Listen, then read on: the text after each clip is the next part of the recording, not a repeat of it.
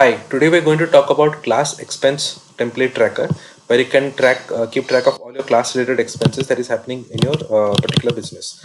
So first of all, we have this template over here. But before we proceed further, let me quickly turn off my webcam so that you can get a complete view of the screen.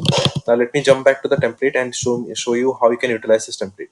So over here we have certain expenses that is listed at the bottom, such as textbook expenses, station expenses, classroom rental, and we have defined a category related to each expense. So we have supplies, office supplies, and then facilities over here. And each of this category is also listed at the top. If you want to change any of this category, simply click on this pencil icon and you can choose to edit any of these categories over here. And you can also define the budget expense for this particular category. So let's say if I'm changing this category budget expense to 2450, everything updates at the same time. Okay. If you want to add a new category, simply click on this new page and it will add a new category for a comment. Now let me again put this particular expense back to the normal.